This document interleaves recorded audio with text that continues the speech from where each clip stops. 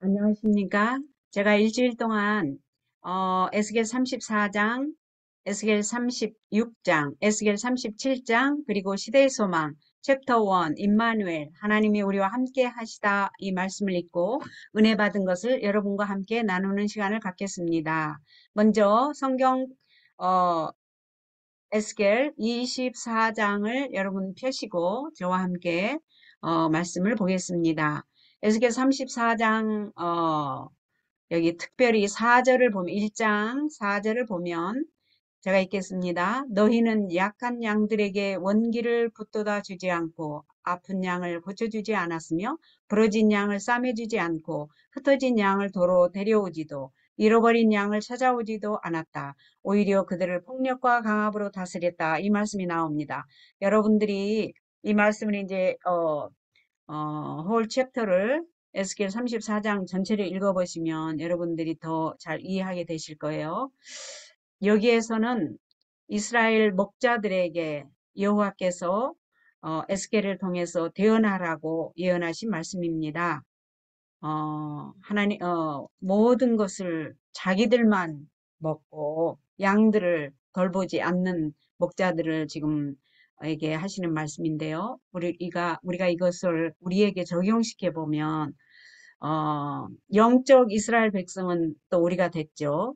또 목자들도 우리에게 구도자가 있고 또 이제 예수님의 은혜로 우리에게도 구도자가 있기 때문에 우리도 약한 양들에게 아픈 양을 찾아가고 부러진 양을 싸매며 잃어버린 양을 찾아가야 하는 그러한 사명을 갖고 우리도 그런 사명을 갖고 있습니다.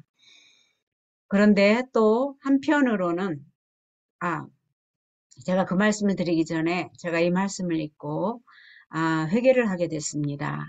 하나님 아버지, 더 이 말씀을 주신 것 먼저 감사하고 제가 적극적으로 여기에 억척스럽게 이 일에 매진하지 못한 것을 회개하고 하나님께 특별히 간구를 했고 구도자 앞에 먼저 가기 전에 하나님 성령으로 그들의 마음을 돌봐주시고 제가 또 가게 하여 주십시오. 이렇게 기도를 하고 이제 구도자의 목록을 이름 목록을 적어놓고 1번에 해당되신 분을 또 만나고 그런 경험을 하게 됐습니다. 그리고 하나님께서 거기에 함께 해주시고 또 참 어메이징 체험을 하게 해주신 것을 시회를 하겠는데요.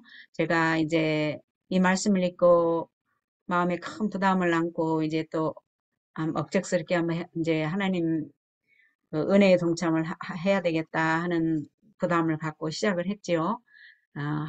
이제 1번에 해당되는 구도자를 향해서 열심히 일주일 동안 기도를 했습니다. 그리고 이제 그분이 일을 하기 때문에 그분 스케줄을 맞춰서, 스케줄을 잡아서 이제 만났고, 이제 그분과 이야기하는 중에 그분에게서 놀라운 간증을 듣게 됐는데, 그분이, 일한다고 일했지만, 호주머니가 터진 것처럼, 터진 데다가 돈을 집어넣는 것처럼 돈들은 다 새나가고 어려움이 있었다는 것을 말해주었고, 그 다음에 일주일 전부터 이상하게 하나님께서 자기에게 평안할지어다, 평안할지어다 이런 마음의 소리를 듣게 됐고 자기 마음이 그렇게 하나님께서 말씀하시는 그 마음의 소리를 듣고 그렇게 마음이 편했으며 일도 하나하나 좀 잘 돼가는 거를 느끼게 돼서 상당히 희망적인 상태였어요. 저를 만날 때는.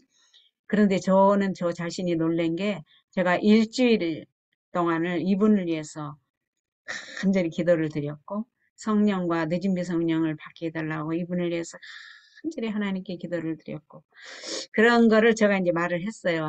그 하나님께서 응답하신 것 같다. 내가 사실은 집사님을 위해서 일주일 동안 성령 받고 늦은비 성령 받게 해달라고 하나님께 간절히 기도를 드렸다. 저도 이제 그런 간증을 하면서 이제 하나님께 영광을 돌렸고 이제 헤어지고 이제 저녁을 먹고 이제 저녁에 이제 밥을 먹고 또 이야기를 나누고 헤어지고 오면서 다른 때는 그냥 뭐 빠이 하고 이렇게 돌아오는데 그날은 같이 손도 잡고 우리 예주사님하고 같이 또, 어, 아니, 서로 같이 또 기도를 하자고 그래서 그분의 요청으로 그분도 하고 나도 기도를 하고 와서 마음이 참 좋았고 하나님의 임재하심과 개입해 주심에 감사와 찬송과 영광을 돌렸었습니다. 여기에 있는 에스겔 4장에는 두 가지 관점으로 제가 배웠는데요. 묵상하고 배웠는데요. 하나는 목자의 관점이고요. 두 번째는 양의 관점입니다. 다시 말하면 구도자의 관점이고요. 하나는 이제 목자의 관점인데요. 어,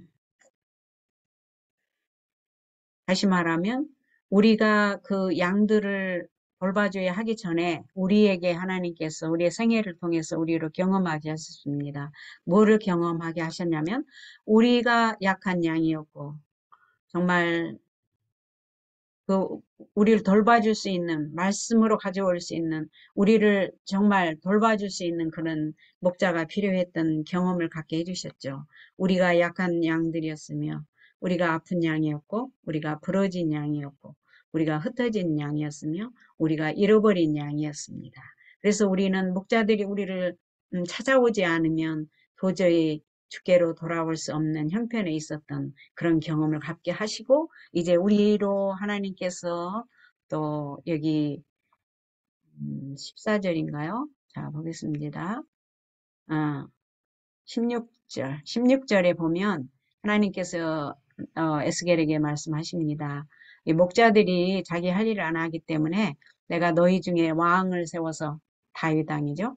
다윗 왕은 영적으로 누구입니까? 예수님이죠. 아, 그가 즉 예수님께서 혹은 야훼 여호와께서 내가 그 양을 찾아오겠다는 것입니다.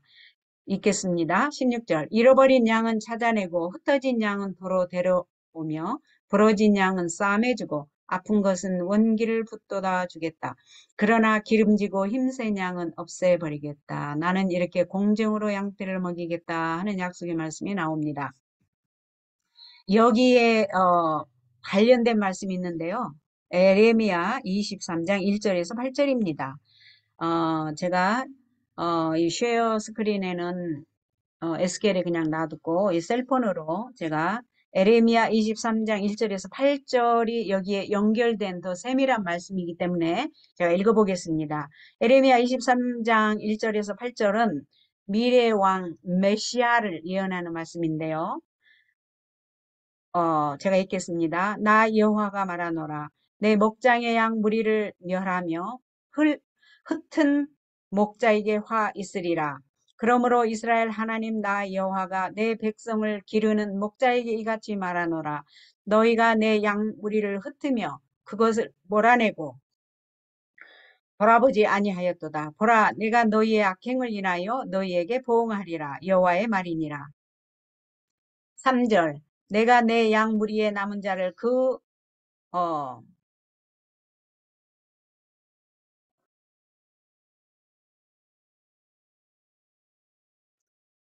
물려갔던 모든 지방에서 모아내어 다시 그 우리를 돌아오게 하리니 그들의 생육이 번성할 것이며 내가 그들을 기르는 목자들을 그들 위에 세우리니 그들이 다시는 두려워하거나 놀라거나 축이 나지 아니하리라 여호와의 말이니라. 5절 나 여호와가 말하노라 보라 때가 이르리니 내가 다윗에게 한 의로운 가지를 일으킬 것이라 그가 왕이 되어 지혜롭게 행사하며 세상에서 공평과 정의를 행할 것이며 여기에서 5절에서 내가 다윗에게 한 의로운 가지를 일으키리라 하니 여기에 아기로 오신 예수님 즉 메시아가 되신 예수님을 멘션한 것을 잘 페이 어텐션해서 들으시기 바랍니다. 6절 그의 날에 유다는 구원을 얻겠고 이스라엘은 평안히 거할 것이며 그 이름은 여호와 우리의 의라 일컬음을 받으리라. 7절 그러므로 나 여호와가 말하노라 보라 날이 이르리니 그들이 다시는 이스라엘 자손을 애굽 땅에서 인도하여 내신 여호와의 사심으로 맹세하지 아니하고 8절 이스라엘 집 자손을 북방 땅 그 모든 쫓겨났던 나라에서 인도하여 내신 여호와의 사심으로 맹세할 것이며 그들이 자기 땅에 거하리라 하시니라. 예. 제가 아마 6절까지 딱 읽으면 더 좋을 것 같아요. 예. 6절까지 기억하시기 바랍니다. 즉, 우리 예수님께서, 어, 그 약한 양들, 아픈 양들을 고치시고 부러진 양을 싸매시고 잃은 양을 다시 찾아오시겠다는 이 말씀이셨어요. 에스겔 34절에서는. 그래서 에레미야 23장 1절에서 8절 확실하니 여러분께서 이해되셨죠? 여호와께서 우리들을 확실하게 찾으시고 다시는 잃어버리지 아니하겠다는 약속의 말씀이었습니다. 자, 이제 에스겔 36장으로 가겠습니다. 여기 에스겔 36장은 제가 특별히 My favorite Bible verse가 나오는데요. 16절입니다. 에스겔 36장 16절이 아니라 26절입니다. 네. 나는 또 너희에게 새 영을 넣어주어 너희가 나의 규례를 따르고 나의 법규들을 준수하여 지키게 하겠다. 이 개역 한글에 보면 좀 단어 사용이 다른데요. 여기 지금 베들레헴의 컴퓨터에 사용된 거는 이 말이 개역 한글이 아니고 다른 것이어서 조금 혼돈이 되네요. 즉 우리에게 새 영을 주시고 새 마음을 주시고 새 몸을 주셔서 하나님의 계명과 법도와 율례를 잘 따르게 하겠다 하시는 말씀이었습니다. 여기에 또 에스겔 36장 26절의 말씀은 참 중요한데요. 이게 이스라엘에게 내리는 복을 말씀하신 이게 지금 챕터입니다. 여기에서 우리가 배울 게 두 가지가 있는데요. 하나는 새 마음을 받은 표를 어떻게 우리가 알 것인가. 또 하나는 새 마음을 유지하는 방법을 여기에서 제가 배웠는데요. 제가 소개해 드리겠습니다. 먼저 새 마음을 받은 표. 다시 말하면 지금 하나님께서 너희에게 새 마음과 새 영과 새 마음과 새 몸을 주겠다 약속하셨잖아요. 그러면 우리가 이거를 믿음으로 붙잡고 이거를 우리가 믿음으로 받아들일 때 우리 것이 되지 않습니까? 그러면 여기에서 제가 연결된 성경 구절을 찾았는데요. 그게 요한복음 3장 3절에서 7절입니다. 셀폰으로 제가 찾아보겠습니다. 요한복음 3장 3절에서 7절을 읽겠습니다. 이거는 예수님께서 니고데모가 예수님을 방문하실 때 하신 말씀이죠. 거듭남에 대한 말씀입니다. 예수께서 대답하여 가라사대 진실로 진실로 네게 이르노니 사람이 거듭나지 아니하면 하나님 나라를 볼 수 없느니라. 니고데모가 가로되 사람이 늙으면 어떻게 나을 수 있삼나이까? 두 번째 모태로 들어갔다가 나을 수 있삼나이까? 예수께서 대답하시되 진실로 진실로 네게 이르노니 사람이 물과 성령으로 나지 아니하면 하나님 나라에 들어갈 수 없느니라. 육으로 난 것은 육이요 성령으로 난 것은 영이니 내가 너에게 거듭나야 하겠다 하는 말을 기이 여기지 말라 하신 말씀이 있습니다. 여기에 또 하나 더 덧붙일 게 제가 있는데요. 제가 여기다 쓰겠습니다. 고린도후서 5장 17절의 말씀이죠. 거듭남에 대한 확신을 주는 말씀이죠. 제가 찾겠습니다. 고린도후서 5장 17절. 제가 읽겠습니다. 그런즉 누구든지 그리스도 안에 있으면 새로운 피조물이라. 이전 것은 지나갔으니 보라 새 것이 되었도다. 현재 완료형이죠. 보라 새 것이 이미 되어버렸어요. 이거를 하나님이 우리에게 약속해 주셨고 우리가 우리 자신을 하나님께 모두 바치고 이제 성령을 간구해서 성령을 받을 때 받고 우리가 새 마음을 받은 표를 어떻게 알 수 있느냐. 이 믿음으로 이거를 잡아야 되는데 어떻게 새 마음 받은 표를 알 수가 있는가? 하나님께서 이렇게 말씀하신 걸 보면 새로운 피조물이라고 하셨죠? 하나님의 창조의 능력을 우리가 믿고 굳게 붙잡는 게 필요합니다. 그렇게 될 때 우리가 이 새 마음을 받은 뼈를 확실하게 붙잡게 된다는 것을 제가 깨달았어요. 영감의 말씀에도 그 말씀이 있습니다. 그 다음에 우리가 새 마음을, 여기 에스겔 36장은 이스라엘에게 내리신 복의 말씀들이 있고, 특별히 에스겔 36장 26절에는 새 영과 새 마음과 새 몸을 주겠다.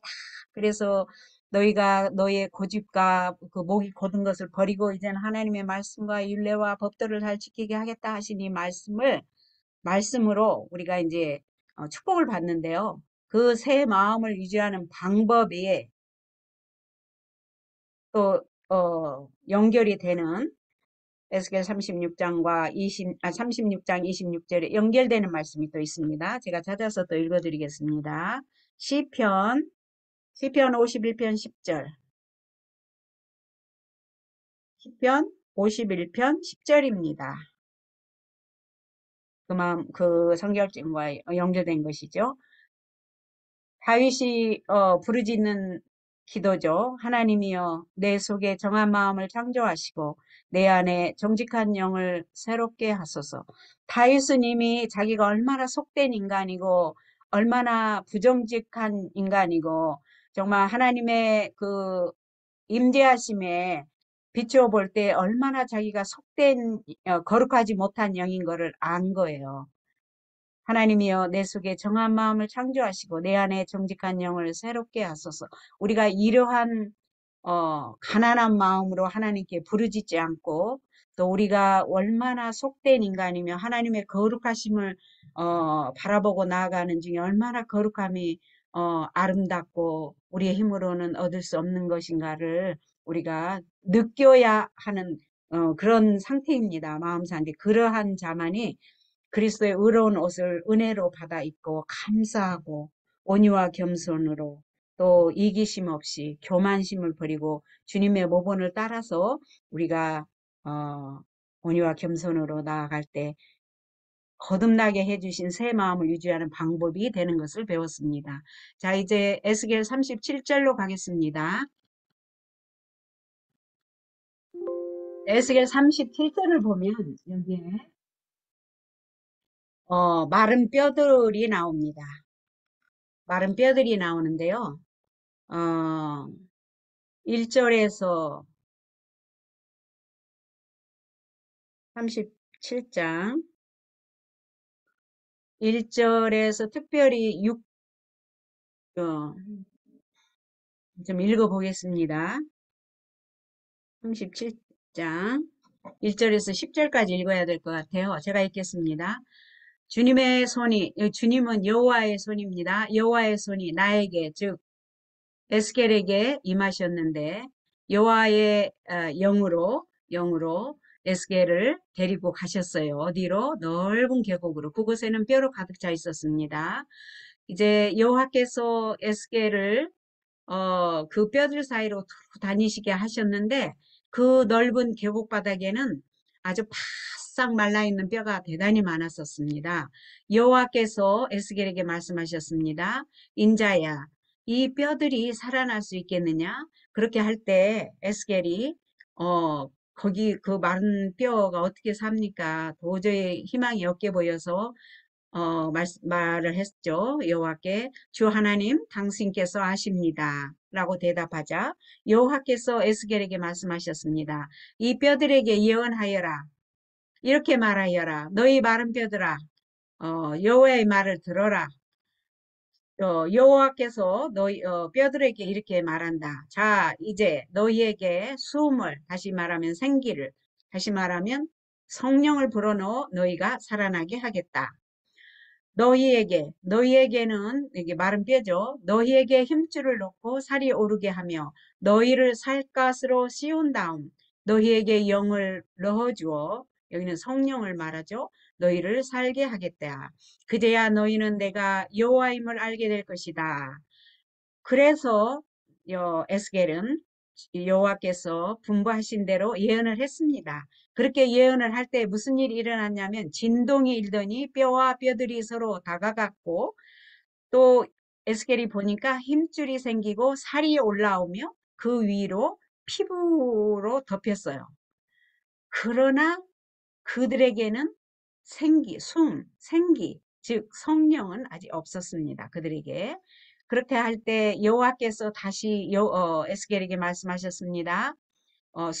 즉 생기, 즉 성령에게 예언하여라. 인자야, 예언하여라. 생기, 성령에게 이렇게 말해라. 주 여호와가 이렇게 말한다. 너 생기야, 성령아, 사방에서 와서 이 학살된 이들 위로 붙어서 그들이 살아나게 하여라. 여호와께서 분부하신 대로 나 에스겔이 예언하니 생기가 즉 성령이 그들 안으로 들어갔고 그들이 살아나서 각기 제 발로 일어서는데 엄청나게 큰 군대였다. 여기까지 읽겠습니다. 이것을 보면 두 관점에서 볼 수 있습니다. 하나는 구도자, 즉 하나님을 모르는, 하나님 찾지도 않는 구도자의 관점에서 볼 수가 있고요. 그 다음에 또 하나는 우리가 하나님을 믿는다고 교회를 왔다 갔다 하면서 성경도 봐도 제대로 연구하지 않고 건성으로 그냥 읽고 이런 보통 신도들을 관점에서 한번 보겠습니다. 그러면 여기에 연결된 말씀 제가 찾았는데요. 제가 또 하나 읽고 시작하겠습니다. 스가랴 4장 6절. 구약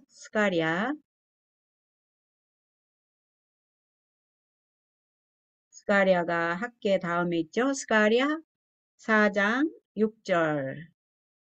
그가 내게 일러 가로되 여호와께서 스룹바벨에게 하신 말씀이 이러하니라. 만군의 여호와께서 말씀하시되 이는 힘으로 되지 아니하며 능으로 되지 아니하고 오직 나의 신으로 되느니라. 우리가 하나님의 말씀을 읽고 이제 하나님 말씀을 순종하기 위해서 하나님 사업에 동참할 때 가장 우리에게 주께서 주시는 말씀이 이것입니다. 주의 사업을 할 때, 주의 말씀을 순종할 때 이는 힘으로 되지 아니하고 능으로 되지 아니하고 오직 나의 성령으로 되느니라 하는 말씀을 늘 기억하시는 여러분과 제가 되기를 바랍니다. 그래서 여기 에스겔 37장에서 구도자의 입장에서는 정말 우리가 구도자를 만나보면 아무리 하나님 말씀을 보내고 아무리 뭐 선물도 좀 주고 또 정말 비유도 우리가 많이 맞추죠. 뭐 스케줄도 다 그 사람들 원하는 대로 해주고 정말 우리 하는 데까지 최선을 다하지 않습니까? 그러나 돌아오는 것은 칭찬보다는 어떤 의미에서는 비웃음일 수 있고 무시함, 조롱, 너나 잘해라 하는 그런 마음 자세를 우리가 많이 견디고 있지요. 그러나 하나님의 말씀은 그들의 상태가 이런 마른 뼈와 같다는 거예요. 도저히 가망이 없고 희망이 없게 보이지만 낙심하지 말고 하나님의 생명의 복음의 말씀을 전해야 하는 여러분과 제 사명을 계속하라는 것입니다. 또 하나의 관점은 우리 신도들의, 우리 믿는다고 하는 사람들의 관점인데요. 우리가 형상을 갖고 있고 힘줄도 있고 근육도 있고 이렇게 움직여서 정말 살아있는 것 같이 보이지만 성령이 함께 하시지 않으면 그의 마음이 거듭나지 않으면 그의 마음이 예수님을 바라보고 이기심 날마다 매일 everyday 시시때때로 이기심과 교만을 우리가 없이 하고 주의 은혜로 온유와 겸손으로 자희생적이고 이타적인 예수님의 모본을 따라서 우리가 온유와 겸손으로 나가지 아니하면 우리가 살아있는 것 같지만 죽은 목숨과 같다. 성령이 함께하지 않으면 그리고 우리가 주의 사업을 할 때 주님의 영광을 이해하지 않고 자기의 어떤 영예나 자기에게 영광을 돌리면 또 이기심과 교만으로 어떤 일이 행하게 되면 이것은 산 것 같지만 죽은 목숨과 같다. 마른 뼈와 같다. 이런 말씀을 여기 37절에서는 배울 수가 있겠습니다. 이제 마지막으로 시대의 소망 챕터 1장 임마누엘 여호와께서 우리와 함께 계시다의 말씀을 연결 지은 말씀을 제가 나누고 말씀을 마치겠습니다. 임마누엘 하나님께서 우리와 함께 하실 때 어떤 일을 할 수 있는가? 아, 하나님께서 우리와 협력하시고 우리가 하나님의 사업을 옹호하고 하나님 사업에 협력할 때 과연 어떤 일이 일어날 수 있겠는가를 나타내 보이시려고 예수님께서 이 땅에 오신 목적 중에 하나도 됩니다. 과연 우리가 하나님의 사업에 성령 충만함으로 온 생애에 말씀을 100% 순종해서 나아갈 때 과연 하나님께서 우리와 함께 하실 때 임마누엘 하나님께서 우리와 함께 계실 때 어떤 일이 일어나는가 하는 것은 우리가 온 생애를 통해서 체험하시겠고 여러분이나 저나 이미 체험하고 있습니다. 엄청나게 불가능하게 보였던 일들이 실제 주님의 은혜로 성령의 은혜로 할 수가 있죠. 거기에 한 예를 제가 소개하겠습니다. 제가 어렸을 때 청소년 때 그 액자에 놓여진 글이 뭐였냐면 성 프란체스코의 평화의 기도였습니다. 제가 읽어드리겠습니다. 주님, 저를 당신의 도구로 써주소서. 미움이 있는 곳에 사랑을, 다툼이 있는 곳에 용서를, 분열이 있는 곳에 일치를, 의혹이 있는 곳에 신앙을, 그릇됨이 있는 곳에 진리를, 절망이 있는 곳에 희망을, 어두움의 빛을, 슬픔이 있는 곳에 기쁨을 가져오는 자 되게 하소서. 위로받기보다는 위로하고 이해받기보다는 이해하며 사랑받기보다는 사랑하게 하여 주소서. 우리는 줌으로써 받고 용서함으로써 용서받으며 자기를 버리고 죽음으로써 영생을 얻기 때문입니다. 성 프란체스코의 평화의 기도인데요. 제가 청소년 때 이거를 보고 이거는 하늘의 무지개를 잡는 것만큼이나 불가능한 뭐 희망사항이지만 상당히 불가능한 일이라고 생각을 했었습니다. 그러나 오랜 세월이 지나고 이제 하나님의 은혜를 깨닫는 요때에 있어서는 정말 주님의 은혜로 그것도 가능하겠다 하는 희망과 위로도 받고 희망도 가져봅니다. 하나님께서는 살아계신 하나님이고 또 우리에게 은혜로 주실 때 우리에게 은혜를 주신 주님께서 또 주님을 모르는 그 어떤 사람도 주님께서 은혜를 주실 것을 믿고 함께 그 은혜에 동참하는 여러분과 제가 되시기를 바라면서 이 시간에 또 같이 은혜 받은 것을 나눌 수 있는 시간 주신 것 감사하고 말씀을 마치겠습니다.